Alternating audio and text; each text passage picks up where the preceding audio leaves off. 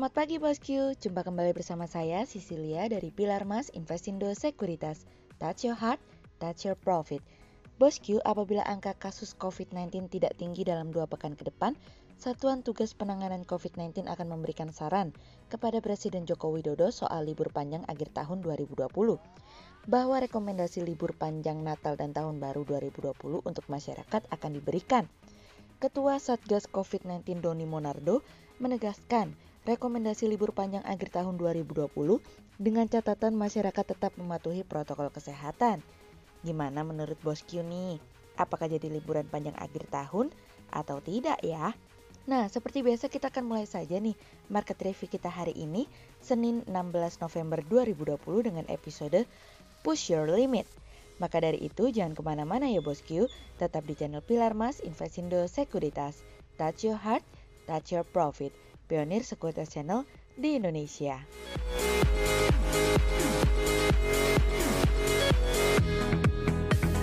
Seperti biasa kita akan mulai dari Global Economics Calendar. Ada berita dari US Monthly Budget Statement yang turun dari sebelumnya minus 134,5 billion dolar menjadi minus 284,1 billion dolar. Kemudian ada dari US PPI Final Demand Month on Month yang turun dari sebelumnya 0,4% menjadi 0,3%. Kemudian ada dari US PPI Final Demand Year on Year yang naik dari sebelumnya 0,4% menjadi 0,5%. Kemudian kita beralih ke corporate news. Ada berita dari PT Sarana Meditama Metropolitan Tbk atau SAME yang membukukan pendapatan sebesar 343,12 miliar rupiah di kuartal 3 2020 dari iqplus.info. Kemudian ada dari PT Integra Indo Kabinet Tbk atau WOOD yang pendapatan secara year to date Januari hingga September 2020 senilai 1,88 triliun rupiah atau tumbuh 33,8% year on year dari kontan.go.id. Kemudian ada dari PT Urban Jakarta Propertindo Tbk atau URBN yang laba bersih tercatat sebesar 1,17 miliar rupiah di kuartal 3 2020 atau merosot 94,47% dari periode sama tahun lalu dari kontan.go.id. Kemudian pada perdagangan hari Jumat tanggal 13 November 2020, IHSG ditutup menguat 2 poin atau 0,04% menjadi 5.461. Sektor pertambangan, properti, keuangan bergerak positif dan menjadi kontributor terbesar pada penguatan IHSG kemarin. Investor asing membukukan penjualan bersih sebesar 238 miliar rupiah. Kemudian kita akan mulai market review kita hari ini. Cerita hari ini akan kita awali dari RCEP resmi. Pada akhirnya 15 negara telah menandatangani perjanjian besar setelah perjuangan selama 8 tahun ini yang dikenal dengan RCEP. Beberapa di antaranya adalah Cina, Jepang, dan Korea Selatan ikut berpartisipasi dalam penandatanganan tersebut. RCEP atau bahasa kerennya Regional Comprehensive Economic Partnership merupakan rencana perjanjian perdagangan bebas yang melibatkan negara-negara ASEAN dan 5 negara tambahan di antaranya adalah Cina, Jepang, Korea Selatan, Australia, dan Selandia Baru. Sebelumnya India merupakan negara ke-16, namun pada tahun November 2019 India memutuskan untuk keluar. Sebelumnya perundingan mengenai RCEP dilakukan pada bulan November 2012 dalam KTT ASEAN di Kamboja. Kenapa sih RCEP disebut sebagai perjanjian terbesar?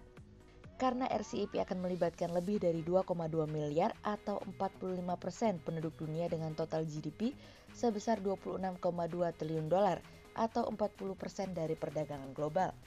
Angka tersebut melebihi GDP gabungan negara keanggotaan TPP pada tahun 2007.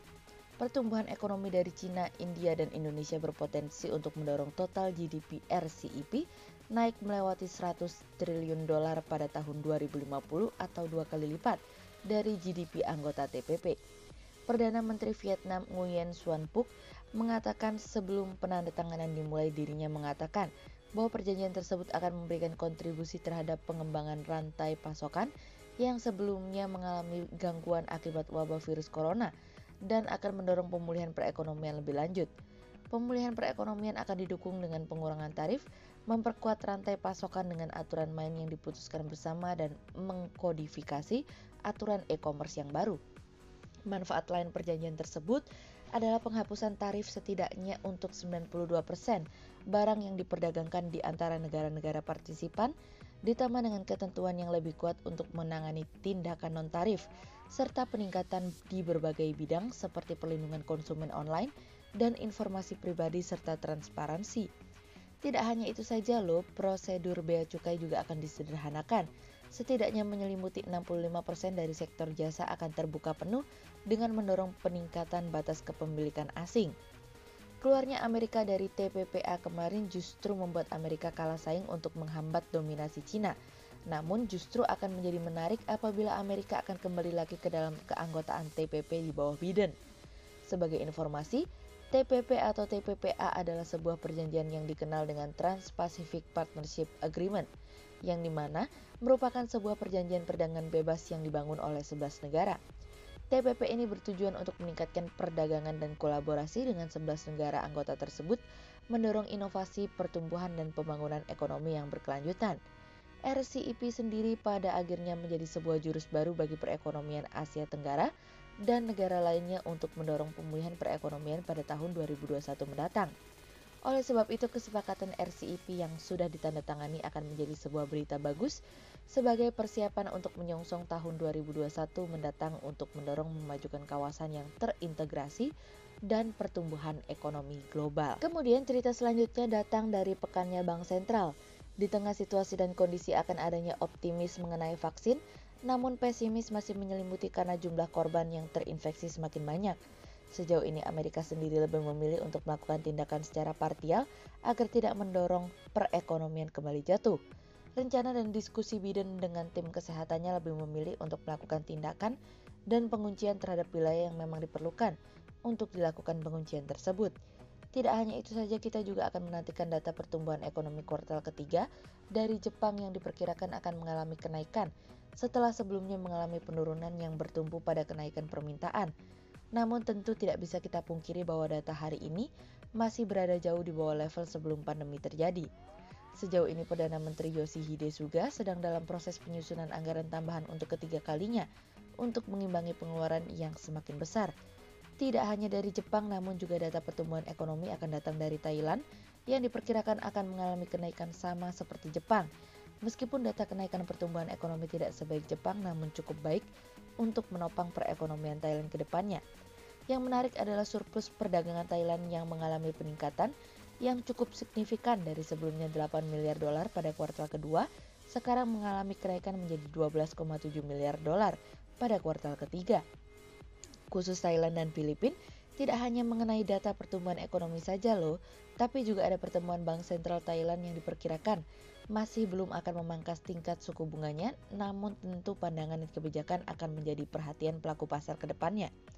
Dan tentu saja yang terakhir adalah pertemuan Bank Indonesia yang kami melihat tentu masih belum akan memangkas tingkat suku bunganya. Namun sebagai gambaran, Bank Indonesia masih memiliki amunisi untuk memangkas tingkat suku bunganya sebanyak 25 BPS pada tahun depan.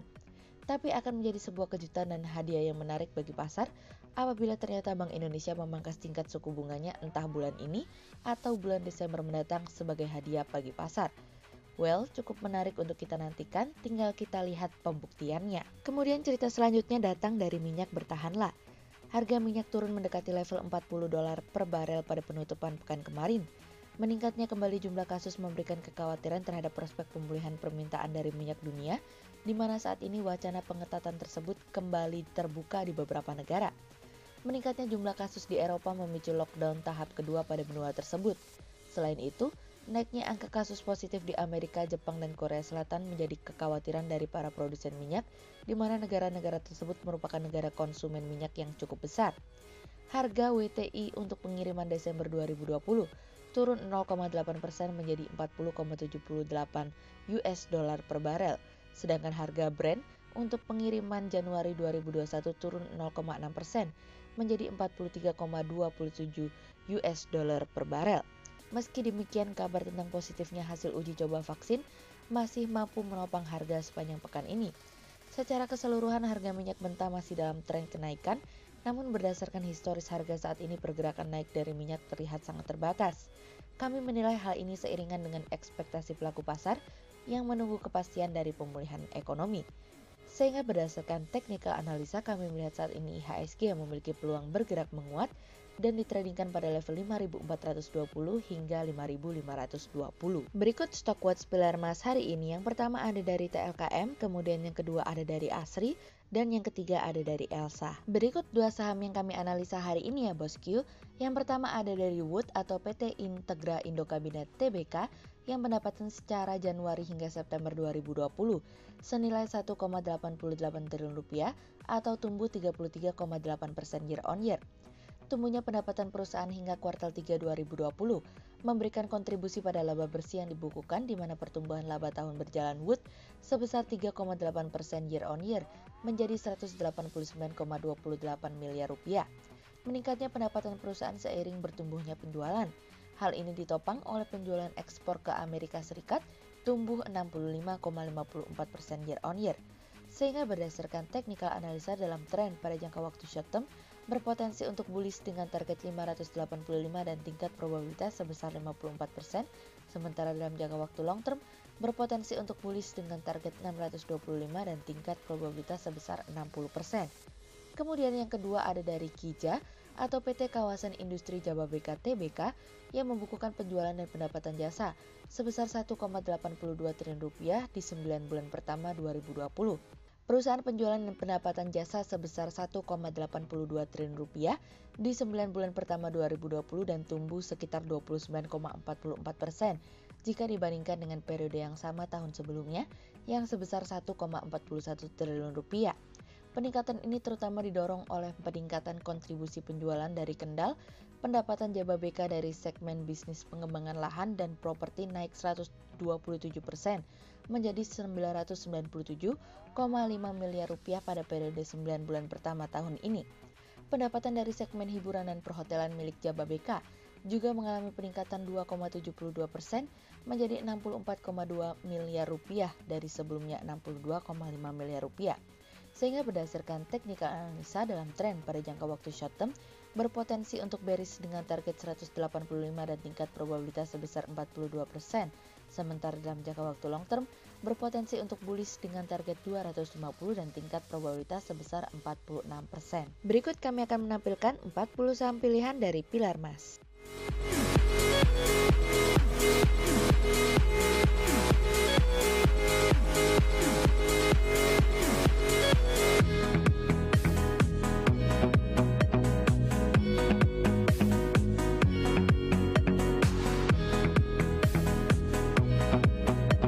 Sekian untuk review market kita kali ini ya bosku. Untuk info lebih lengkapnya, bosku bisa download PDF dengan klik link di bawah video ini atau bisa juga langsung akses ke website kami di www.pilarmas-investindo.co.id.